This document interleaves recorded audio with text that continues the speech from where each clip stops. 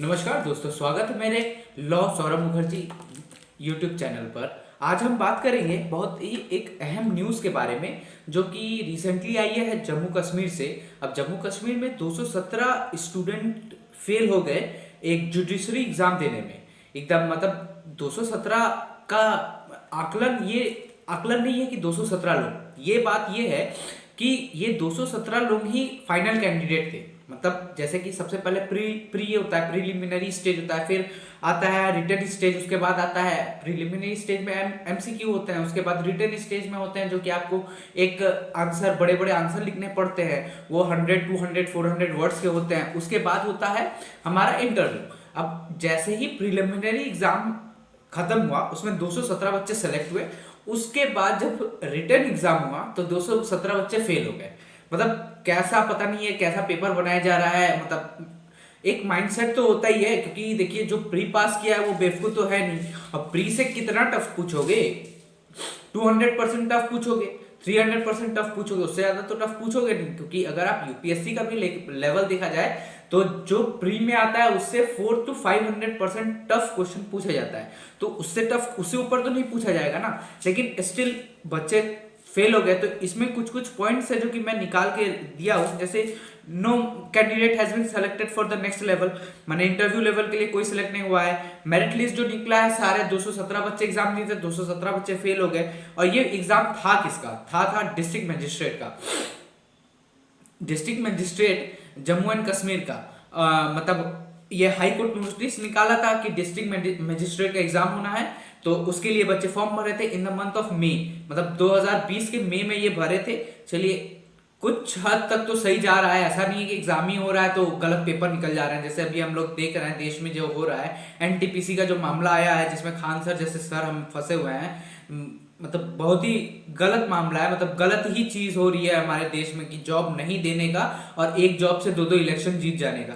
पता नहीं नरेंद्र मोदी जी क्या कर रहे हैं, पता नहीं अमित शाह जी क्या कर रहे हैं, पता नहीं फाइनेंस मिनिस्टर क्या कर रहा है, मुझे तो बिल्कुल समझ में नहीं आ रहा है। मैंने जॉब मतलब एक तो ऐसा हो गया है कि गवर्नमेंट जॉब पाने के लिए आप कितना भी पढ़ ले, लेकिन आपको 5 से 7 साल वेट करना पड़ेगा। अब भाई 5 से 7 साल कौन लगाएगा? मतलब जो अगर 18 की उम्र से भी शुरू करता है 24-25 तक, क्या सिर्फ गवर्नमेंट जॉब का प्रिपरेशन करेगा?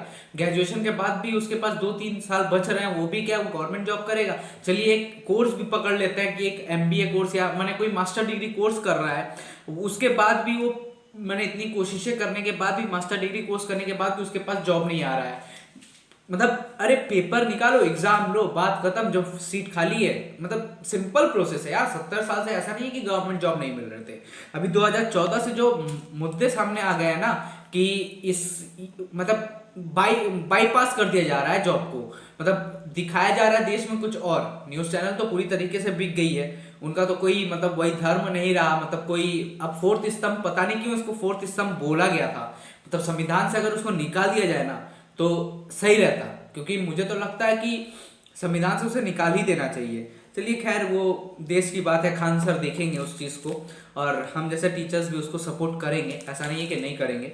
एफआईआर से किसी को डर लगता नहीं है, ठीक है। एक एफआईआर 2 एफआईआर से कुछ नहीं होने वाला।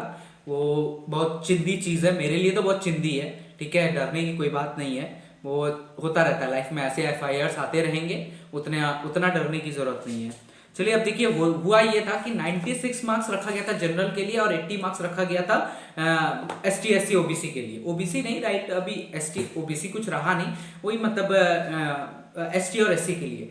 तो अब यहाँ पे 96 तक कोई पहुंच ही नहीं पाया, जनरल नहीं पहुंच पाया, even S T S C वाले 80 तक नहीं पहुंच पाए।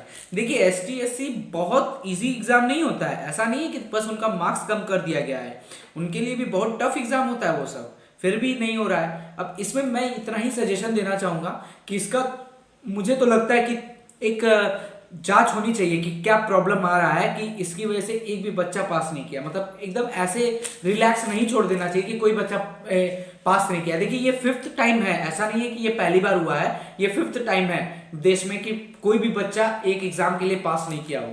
फिर भी पता तो चले कि रीजन क्या है। मतलब ऐसा तो नहीं कि सिर्फ गवर्नमेंट का फेलियर है, ऐसा तो नहीं कि बच्चे पढ़ नहीं रहे हैं, ऐसा मतलब मुझे तो नहीं लग रहा। क्योंकि जो प्री निकाला है वो बच्चा पढ़ नहीं रहा है, तो यार वो झक तो मार नहीं रहा होगा ना एग्जाम में। क्या ठीक है, आगे इसको देखते हैं कि क्या रिजल्ट आता है, उसके बाद मैं अपडेट दूंगा। नमस्कार, जय हिंद, जय भारत।